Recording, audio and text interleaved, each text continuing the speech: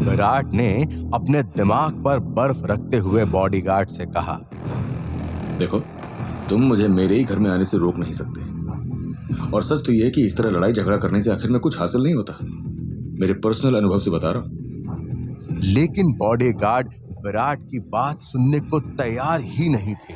एक बॉडीगार्ड ने विराट को धक्का देते हुए कहा, अपना ज्ञान अपने पास रखो और निकलो यहाँ से। बात इतनी बढ़ गई कि दूसरे बॉडीगार्ड ने जीप में से विराट का बैग उठाया और उसे हवा में उछाल दिया। ये देखकर विराट भड़क गया। ये क्या कर दिया बेवकूफ? तुम्हें पता भी है उस बैग में क्या है? बॉडीगार्ड को धक्का देते हुए विराट बैग पकड़ने के लिए भागा, लेकिन इससे पहले कि विराट बैग तक पहुंचता, बैग जमीन पर गिर गया और फट भी गया। साथ ही बैग में जो सामान था वो सारा जमीन पर बिखर गया। सामान में विराट की यूनिफॉर्म भी थी और ये बात फौजी विराट कैसे बर्दाश्त कर सकता था। विराट ने सबसे पहले तो अपनी यूनिफॉर्म उठाई, यूनिफॉर्म को माथे से लगाते हुए माफी मांगी। मुझे माफ कर देना, लेकिन मैं तुम्हें वचन देता हूं, तुम्हारा इस तरह अपमान करने वाले को माफी नहीं मिलेगी। विराट ने यूनिफॉर्म को संभाल कर जीप में रखा और दूसरे ही पल विराट की आंखें जुनून से भर गईं। विराट ने सेना की यूनिफॉर्म का अपमान करने वाले बॉडीगार्ड को 2 पंच में ही धूल चटा दी। फिर एक शेर की तरह घर का मेन गेट खोला। घर के अंदर जाने से पहले एक बार फिर विराट ने मुड़कर बॉडीगार्ड की ओर देखा। बॉडीगार्ड किसी को फोन लगा रहा था, पर किसे? विराट ने वो जानने की कोशिश तक नहीं की, बल्कि उसने दोनों बॉडीगार्ड से कहा, देखो दोस्तों, मेरी तुम लोगों से कोई पर्सनल दुश्मनी नहीं है, बल्कि हम सबका ऑलमोस्ट सेम काम है। तुम लोगों की रक्षा करते हो और मैं देश की। फर्क बस यही है कि चांस मिलने पर मैं बॉडीगार्ड का काम आसानी से कर लूंगा, पर तुम कभी भी फौजी नहीं बन पाओगे, क्योंकि एक फौजी बनने के लिए सीने में सच की आग होनी चाहिए, पैसों की गुलामी नहीं। अपनी बात खत्म करके विराट ने घर में एंट्री ली, पर विराट कहां जानता था कि असली मुसीबत तो घर के भीतर थी। विराट जब हॉल में पहुंचा तो उसने देखा दादाजी की तस्वीर पर चंदन का हार लगा हुआ था। विराट को हॉल के अलग अलग हिस्सों से दादाजी की आवाज ने घेर ली। तू आ गया विराट। अपने दादाजी की आवाज सुनकर विराट भावुक हो गया। वो बोल पड़ा, दादाजी, आने में बहुत देर कर दी। मुझे तो लगा तू अपने दादाजी को भूल गया। अपने दादाजी की बातें सुनकर विराट की आंखों में आंसू आ गए। नहीं दादाजी, मैं आपको कैसे भूल सकता हूँ, पर आप मुझे अकेला छोड़कर क्यों चले गए? आपके अलावा इस दुनिया में मेरा है ही कौन?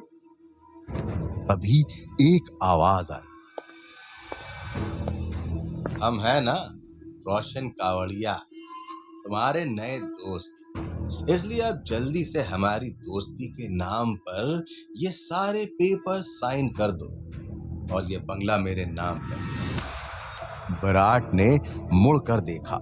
एक आदमी वहां खड़ा था जिसके हाथ में बंगले के पेपर्स थे और दूसरे हाथ से उसने एक खूबसूरत लड़की को पकड़ रखा था। वो लड़की कोई और नहीं, मानसी थी। अपने बचपन की दोस्त मानसी की बुरी हालत देखकर विराट चौंक उठा। विराट ने रोशन से कहा, देखो, तुम जो कोई भी हो, मानसी का हाथ छोड़ दो। औरतों पर अक्सर वही लोग अपना जोर आजमाते हैं जो असल में कायर होते हैं। विराट की आवाज में ठहराव के साथ चुनौती भी थी और रोशन ने उस चुनौती को स्वीकारते हुए अपने 2 आदमियों को हुक्म देते हुए कहा, देख क्या रहे हो? इस विराट को बता दो हम कायर नहीं हैं। विराट की हड्डी पसली एक करने का ऑर्डर देते समय रोशन ने यह सोचा भी नहीं था कि डरपोक जैसी दिखने वाली मानसी शेरनी की तरह रोशन की कलाई को काट कर विराट की हिफाजत करने के लिए विराट के आगे जाकर खड़ी हो जाएगी। मानसी ने रोशन के आदमियों को ललकारते हुए कहा, ए खबरदार, जो किसी ने भी विराट को हाथ लगाने के बारे में सोचा भी तो, वरना सोचने को दिमाग और चलाने के लिए हाथ पैर नहीं बचेंगे।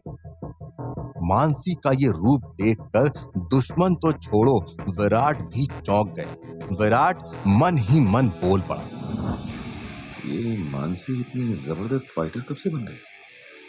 और ये रोशन कौन है जो जबरदस्ती मुझसे मेरा घर खरीदना चाहता है? एक ओर विराट सोचे जा रहा था तो दूसरी ओर रोशन ने जब देखा कि मानसी को रोक पाना मुश्किल है तो उसने कीर्ति को आवाज लगाई। कीर्ति गोचर बिश्नोई का नंबर 1 पहलवान था। रोशन ने ऑर्डर देते हुए कीर्ति से कहा, इस विराट को इसकी औकात दिखा दो कीर्ति, और इस मानसी को मेरे बेडरूम में छोड़ आओ। जरा मैं भी तो देखूं ये खूंखार शेरनी मुझे कितना झेल पाती है। रोशन की ये बात सुनकर विराट के अंदर के फौजी का खून खौल उठा। विराट ने छलांग लगाते हुए कीर्ति का हाथ पकड़ा और एक ही झटके में मोड़ दिया। कीर्ति दर्द के मारे चिल्ला उठा। कीर्ति की चीख सुनते हुए विराट ने हल्की मुस्कान के साथ उसे बताया, शायद तुम्हें पता नहीं है पहलवान, एक भारतीय सिपाही शेर होता है और कुत्ते शेर को ललकारा नहीं करते। विराट जब कीर्ति को सबक सिखा रहा था तब मानसी ने उसे बताया कि कीर्ति ने अपने साथियों के साथ मिलकर उसके दादाजी रतन राम जी को गार्डन में बांध दिया है। फिर क्या था, विराट कीर्ति को मारता हुआ गार्डन तक ले आया और उसने मानसी के दादाजी को मुक्त करा दिया। लेकिन इस बात से रोशन भड़क उठा। रोशन ने विराट को धमकी देते हुए कहा, सुन लड़के, तू जानता नहीं है कि तू किन से पंगा ले रहा है। हम कोई आम लोग नहीं हैं। अगर तू हमें ये बंगला नहीं बेचेगा तो हम इस बंगले को कभी बिकने नहीं देंगे और तुझे भी इस घर में चैन से रहने नहीं देंगे। रोशन ने अपनी धमकी अभी पूरी भी नहीं की थी कि विराट ने रोशन के गाल पर धन धन करते 7-8 थप्पड़ जड़ दिए, जिसके कारण रोशन के दिमाग का सिस्टम पूरा हिल गया। 4-4 विराट दिखने लगे और विराट जो बोल रहा था वो भी स्लो मोशन में सुनाई देने लगा। ये बिश्नोई तुम्हारे बाप की जागीर नहीं है। घर मेरा, जायदाद मेरी, तो उसे बेचना और नहीं बेचना, उसमें मर्जी भी मेरी चलेगी ना। चल निकल यहाँ से।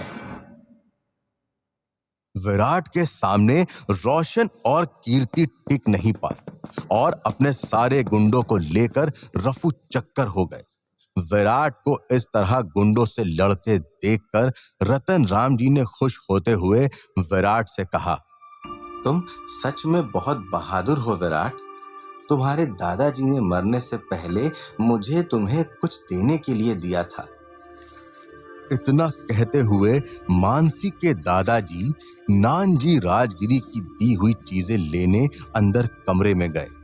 गार्डन में अब बस विराट और मानसी थे। विराट ने मानसी से पूछा, ये रोशन कावड़िया हमारा घर क्यों खरीदना चाहता है? क्या दादाजी की इनके साथ कुछ डील हुई थी? विराट की बात सुनकर मानसी ने एक गहरी सांस ली और कहा, कोई डील नहीं हुई है, पर ये कावड़िया बड़े मतलबी हैं। अपना काम बनता, भाड़ में जाए जनता। इसलिए तुम्हारे दादाजी की मौत का फायदा उठाना चाहते हैं। दादाजी की बात करते हुए मानसी ने विराट को बताया कि उन्हें शायद अपने जाने का समय पहले ही पता चल गया था। मानसी अपनी बात कह ही रही थी कि तभी रतन राम जी अपने हाथ में कुछ चीजें लेकर आ पहुंचे, जिसमें नानजी राजगिरी का एक बक्सा और उनकी विल की कॉपी थी और साथ ही नानजी का अस्थि कलश, जिसे विराट को देते हुए रतन राम जी ने कहा, ये तुम्हारे दादाजी की अस्थियां हैं। तुम्हारे दादाजी की आखिरी इच्छा थी कि तुम इन अस्थियों को गंगा घाट जाकर विसर्जित करो। जैसे ही रतन राम जी ने विराट के हाथ में नानजी राजगिरी की अस्थियों का कलश रखा, विराट भावुक हो गया और फूट फूट कर रोने लगा। दादाजी,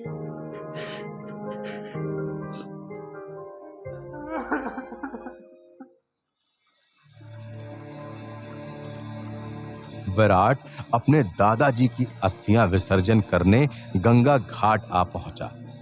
विधि के बाद पंडित जी ने विराट को फूलों के साथ कुमकुम, अक्षत और गुलाल को पानी में बहाने के लिए कहा। विधि खत्म होने के बाद विराट ने देखा उसकी हथेली में अभी भी गुलाल का रंग लगा हुआ था और अचानक से विराट के दिमाग में एक ख्याल आया। मोंटू ने कहा था कि जहरीला गुलाल पाउडर बिश्नोई में ही बनता है। कहीं रोशन कावड़िया और उसका परिवार तो इन सब के पीछे नहीं है। विराट ने मन ही मन तय किया कि वो बिश्नोई जाकर इस बारे में पता लगाएगा। तभी अचानक से एक अघोरी बाबा ने विराट का रास्ता रोक लिया। रुक जा मूर्ख! विराट ने देखा उस अघोरी ने अपने पूरे शरीर पर भस्म लगा रखी थी। आंखों में सूरमा, हाथ में त्रिशूल और त्रिशूल के साथ बंधा हुआ डमरू और दूसरे हाथ में कमंडल। अघोरी ने अपनी तीखी आवाज में विराट को चेतावनी देते हुए कहा, तेरे चेहरे से साफ साफ दिखाई दे रहा है, झूठी माया में फंसा जा रहा है तू। माया जाल से आज तक कोई बाहर नहीं निकल पाया। अभी भी वक्त है, रुक जा और रोक ले अपने आप को। होली को अबीर से खेलो या गुलाल से, आखिर में सब कुछ भभूत ही हो जाना है। इतना कहकर अघोरी ने कमंडल से भभूत निकाली और विराट के माथे पर लगा दी। दूसरे ही पल अघोरी गायब हो गया। विराट को समझ नहीं आया कि अघोरी का मिलना सच था या उसका भ्रम। विराट सोच में पड़ गया। ये सब मेरे साथ क्या हो रहा है? मानसी बता रही थी कि दादाजी को उनकी मौत का अंदाजा हो चुका था। मोंटू का कहना कि गुलाल बिश्नोई में बनता है, अघोरी का मुझे सावधान करना, रोशन का जबरदस्ती घर में घुसाना, कहीं ये सारी बातें एक दूसरे से जुड़ी हुई तो नहीं है? पर ऐसा कैसे हो सकता है? विराट के दिमाग में बहुत सी बातें चल रही थी। तो दूसरी ओर वात्सल्य डेयरी के काउंटर पर जो लड़का विराट को मिला था, इस समय गंगा घाट के दूसरे छोर पर बैठा हुआ विराट पर नजर रख रहा था। लड़के ने फोन में किसी को बताते हुए कहा, शिकार मेरे सामने ही है, कहो तो गंगा घाट पर इस विराट का भी क्रियाक्रम कर दूं। विराट सही सलामत बिश्नोई वापस आ चुका था, पर पता नहीं क्यों उस अघोरी से मिलने के बाद विराट की बेचैनी और बढ़ गई थी। वो अघोरी किस मायाजाल की बात कर रहा था? क्या मेरा अपने दादाजी के प्रति जो लगाव है वो मायाजाल है, या फिर अघोरी सारी बातें गुलाल पाउडर के रेफरेंस में बता रहा था? कुछ तो उलझा हुआ लग रहा है। इसे जल्दी ही सुलझाना होगा, वरना ऐसा ना हो कि कुछ बहुत अनएक्सपेक्टेड फेस करना पड़ जाए। दादाजी, आपने क्या छिपा रखा है मुझसे? अपना ध्यान कहीं और लगाने के लिए विराट ने पुरानी फोटोज का एल्बम निकाला। तभी विराट का ध्यान वहीं अलमारी में रखी हुई अपने दादाजी की विल पर गया। विराट अपने दादाजी की विल पढ़ने ही वाला था कि वहां मानसी आ पहुंची। मानसी ने विराट के हाथ से दादाजी की विल लेते हुए कहा। विराट, जल्दी से मेरे साथ चलो। बाहर कोई रिया नाम की लड़की आई है और वो तुमसे कुछ अर्जेंट बात करना चाहती है। ये कैप्टन रिया आखिर चाहती क्या है? अभी जाकर उससे बात करता हूँ। रिया का नाम सुनते ही विराट को बहुत गुस्सा आ गया और वो आग बबूला हो गया। आखिर ऐसी क्या इमरजेंसी आन पड़ी थी कैप्टन रिया विराट से मिलने बिश्नोई तक आ धमकी थी? क्या रिया के पास मिशन उड़ता गुलाल को लेकर कोई जानकारी थी, या ये रिया की कोई नई चाल थी विराट को परेशान करने की? कैसे पता लगाएगा विराट रिया की सच्चाई को, और कैसे पकड़ेगा विराट गुलाल पाउडर बनाने वालों का गला? कहीं विराट का ये मिशन विराट के लिए मिशन अग्निपथ बनकर न रह जाए। मानसी के कहने पर विराट भागता हुआ कैप्टन रिया से मिलने आंगन में आ पहुंचा। रिया को देखते ही विराट का गुस्सा सातवें आसमान को छू गया और गुस्से में विराट ने रिया से कह दिया, कैप्टन रिया, अब क्यों आई हो यहाँ? Just leave. मैं तुम्हारी शक्ल तक देखना नहीं चाहता। हमेशा कूल रहने वाले विराट को पता नहीं आज क्या हो गया था। विराट रिया को अपने सामने देखना नहीं चाहता था, यहाँ तक कि रिया बोलती रही। मेरी बात सुनो कैप्टन विराट, मुझे तुमसे एक बहुत इंपॉर्टेंट बात करनी है, अकेले में। लेकिन विराट ने रिया की एक नहीं सुनी और रिया को घर से भगा दिया। तब जाकर विराट को राहत महसूस हुई। तभी विराट ने देखा आंगन में दादाजी की रॉकिंग चेयर थी। विराट ने उस चेयर को छुआ, जैसे अभी उस चेयर पे उसके दादाजी बैठे हों।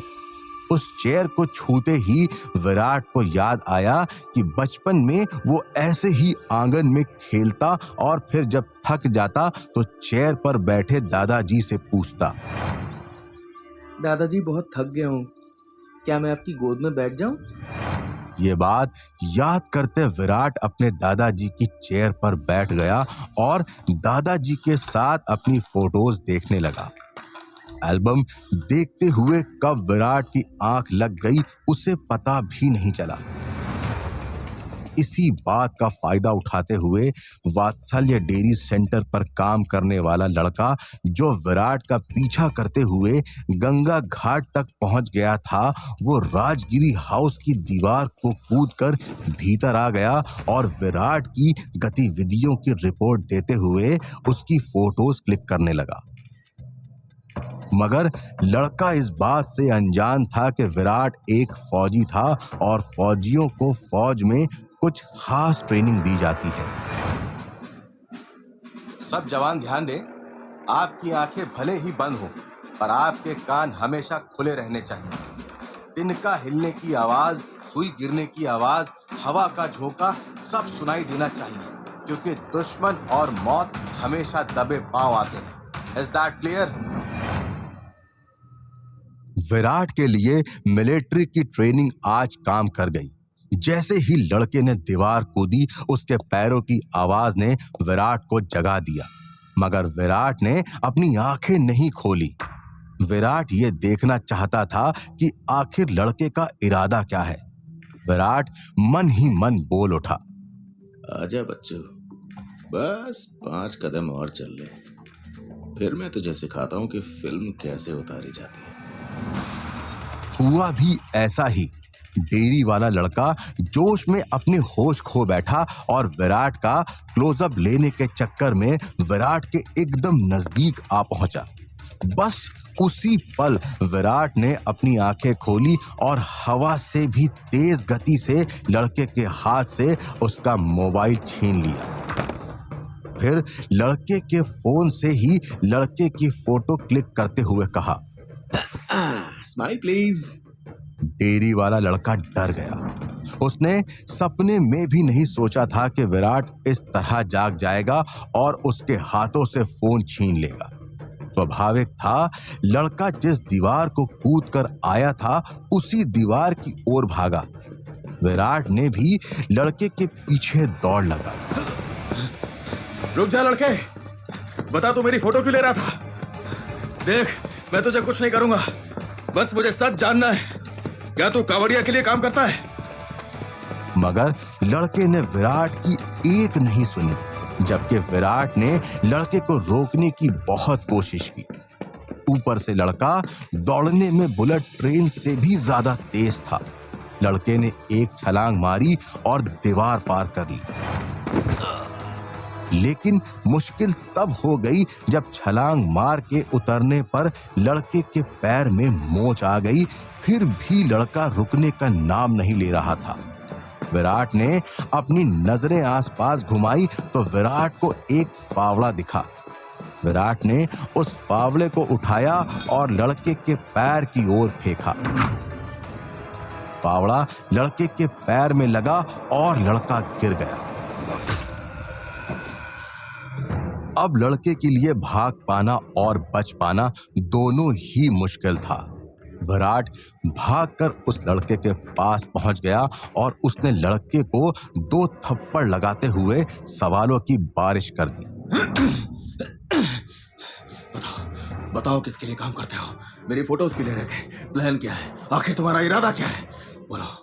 बोलो, क्या तुम ये सब अपनी मर्जी से कर रहे हो या तुम्हें फंसाया गया है? बताओ मुझे, मैं प्रॉमिस करता हूं तुम्हें इन सबसे बाहर निकालने में मदद करूंगा। विराट को लगा था कि इतने सारे सवाल पूछने पर लड़का कुछ तो कहेगा ही, लेकिन विराट नहीं जानता था कि अगले पल उसके साथ क्या होने वाला था। नजर हटी, दुर्घटना घटी। लड़के ने बड़ी चालाकी से विराट से कहा, बताता हूं, बस 1 मिनट दे दो। विराट ने लड़के की बात का भरोसा करते हुए जैसे ही लड़के को छोड़ा कि लड़के ने अपनी जेब से गुलाल का पैकेट निकाला और पूरा का पूरा खा लिया। विराट कुछ कहता, करता या समझता उससे पहले ही ड्रग्स के ओवरडोज के कारण लड़के का शरीर कांपने लगा। उसकी आंखें लाल हो गईं, नाक से खून निकलने लगा और लड़का वहीं तड़प कर मर गया। ये देखकर विराट शॉक्ड रह गया। आज तक उसने बॉर्डर पर अपने देश की खातिर जान देने वाले सिपाही देखे थे, दुश्मन के हाथ लगने से पहले अपने आप को कुर्बान कर देने वाले फौजी देखे थे, पर यहां तो न देश का मामला था और ना ही दुश्मनी का। फिर इस लड़के ने अपनी जान क्यों दे दी? विराट को फिर से एक बार उसी अघोरी की चेतावनी सुनाई दी।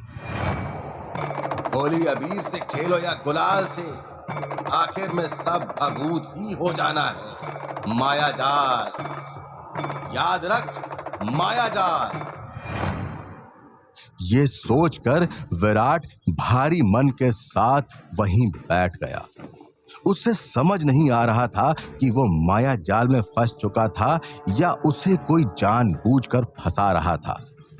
क्या वो कावड़िया था या जयमल था? विराट को दूर से देख रही मानसी से उसकी ये हालत देखी नहीं गई। विराट के बारे में बात करते हुए मानसी ने अपने दादाजी से कहा, ये विराट के साथ सही नहीं हो रहा है दादाजी। मेरी बात मानिए, आप विराट को सच बता दीजिए कि कावड़िया इस घर को क्यों खरीदना चाहता है, और अगर आप नहीं बता सकते तो मैं बता देती हूँ। मगर रतन राम जी ने मानसी को चुप करा दिया, ये कहकर कि ये सही टाइम नहीं है। अगर इस समय विराट को कावड़िया के इरादे के बारे में बता दिया तो विराट का पूरा फोकस हिल जाएगा। रतन राम जी की ये बात सुनकर मानसी भी कंफ्यूज हो गई। उसने दादाजी से पूछा, फोकस? कैसा फोकस? विराट यहाँ अपने दादाजी की मौत के कारण आया है ना ही किसी मिशन पर। वहीं दादाजी के जवाब ना देने पर मानसी ने फिर से अपने दादाजी से सवाल किया, दादाजी ऐसा ही है ना? मानसी के इस सवाल ने रतन राम जी की बोलती बंद कर दी। समझ नहीं आ रहा था कि आखिर रतन राम जी के दिमाग में विराट को लेकर क्या प्लान था। तभी रोशन कावड़िया अपने पालतू साथियों के साथ फिर से विराट के सामने आ धमका। मगर इस बार रोशन ने हाथ चलाने की जगह हाथ मिलाने वाली बात रखी। मुझे तुम्हारे दादाजी की मौत का अफसोस है विराट। अगर तुम इस घर में रहोगे तो तुम्हें हर पल तुम्हारे दादाजी की याद आएगी और तुम दुखी ही रहोगे। बेहतर होगा कि तुम इस घर को बेच दो। रोशन ने अपनी जेब से एक ब्लैंक चेक निकाला और विराट के सामने रखते हुए कहा, तुम जो भी कीमत लिखोगे कावड़िया को मंजूर होगी। बहुत पैसे हैं कावड़िया के पास। रोशन की बात और एटीट्यूड देखकर जहां एक ओर मानसी को गुस्सा आ रहा था तो वहीं दूसरी ओर विराट ने चेक को हाथ में लेते हुए कहा, डन, मुझे ये डील मंजूर है। मैं इस पर 100 करोड़ लिख देता। आई होप ये चेक बाउंस नहीं होगा। विराट ने पेन उठाया और जैसे ही चेक में अमाउंट लिखने लगा कि रोशन ने विराट का हाथ पकड़ते हुए कहा, ज्यादा स्मार्ट बनने की जरूरत नहीं है। तुम जानते हो इस प्रॉपर्टी की कीमत 100 करोड़ नहीं है। रोशन की बात सुनकर विराट हंसने लगा। विराट ने हंसते हुए रोशन से कहा,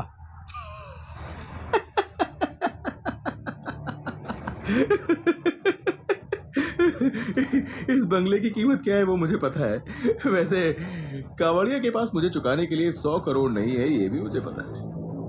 तो क्यों ना एक और डील की जाए? हाँ? विराट ने अपनी चाल चलते हुए रोशन से कहा, मेरे घर के पीछे एक जगह है। बस उस जगह में तुम सबको 30 मिनट तक चुपचाप रहना है और फिर जिस हाल में तुम सब अंदर जाओगे उसी हाल में वापस आना है। अगर मंजूर है तो बंगला तुम्हारा। विराट की बात सुनकर रोशन खुश हो गया और खुशी खुशी अपने साथियों को लेकर विराट की कही हुई जगह पर पहुंच गया। लेकिन जैसे ही रोशन और उसके साथी उस जगह पर पहुंचे उन्हें समझ में आ गया कि उन्हें विराट की बात नहीं माननी थी, क्योंकि वो जगह कोई आम जगह नहीं थी। वो सांड का बाड़ा था। सांडों को देखते ही रोशन को विराट की कही हुई बात याद आ गई। याद रहे, कोई भी चीटिंग नहीं चलेगी। कमरे में हर जगह पर कैमरा लगा हुआ है, इसलिए मेरी नजर तुम सब पर ही रहेगी। और हाँ, आप सबको ये लाल टी शर्ट भी पहननी होगी। अगर ये लाल टी शर्ट उतारी तो बंगले को भूल जाओ। बुरा फंसा दिया इस नाना जी के पोते ने। अगर यहाँ से जिंदा बचकर निकला तो उसकी जान ले लूंगा। रोशन कुछ और कहता उससे पहले ही सांड का झुंड लाल रंग देखकर रोशन और उसके साथियों की ओर भागा। ये सब विराट अपने लैपटॉप में देख रहा था। रोशन और उसके साथी सांड के वार से बचते हुए यहाँ वहां भाग रहे थे और विराट ये नजारा देखकर मुस्कुरा रहा था। तभी मानसी वहां आ पहुंची और उसने विराट के कंधे पर हाथ रखते हुए कहा, तुम्हें रोशन और उसके साथियों के साथ ऐसा नहीं करना चाहिए था विराट। अगर तुम इनके जैसे ही बन जाओगे तो तुम में और इनमें क्या फर्क रह जाएगा। मानसी की बात सुनकर विराट सोच में पड़ गया। उसने मानसी से पूछा, तो तुम क्या चाहती हो? मैं कावड़िया को हमारे ये खानदानी बंगला बेच दूं? डर जाऊं? झुक जाऊं उसके सामने?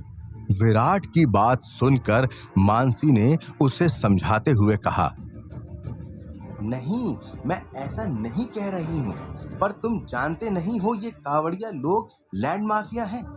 लोगों को डरा धमका कर महंगी महंगी प्रॉपर्टी सस्ते दामों पर अपने नाम करा लेना उनका पेशा है। और अगर लोग उनकी बात नहीं मानते तो उनका काम तमाम कर देना उनकी पहचान है। इसलिए मेरी बात मानो, तुम उनसे पंगा मत लो। मानसी की बात सुनते हुए विराट ने फिर से अपने लैपटॉप पर नजर डाली। सांड रोशन को हवा में फुटबॉल की तरह उछाल रहा था। रोशन का साथी कीर्ति भी बेहाल था। ये देखकर विराट ने मानसी से कहा, लेकिन अब तो पंगा ले लिया, अब कुछ नहीं हो सकता।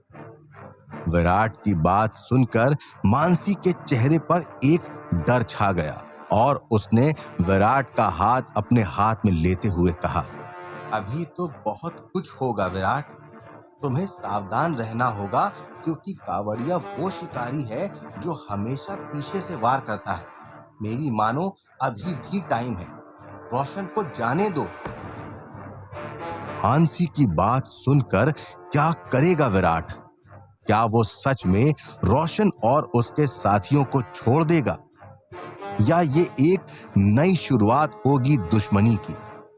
माहौल तंग था और खतरे की घंटी बज चुकी थी। तो क्या ये खतरे की घंटी बजाने वाले हाथ रतन राम जी के थे? और अगर हाँ, तो क्या करेगा विराट? सरहद पर दुश्मनों से लड़ने वाला विराट क्या अपनों से लड़ पाएगा या मारा जाएगा अभिमन्यु की तरह अपनों के हाथ से?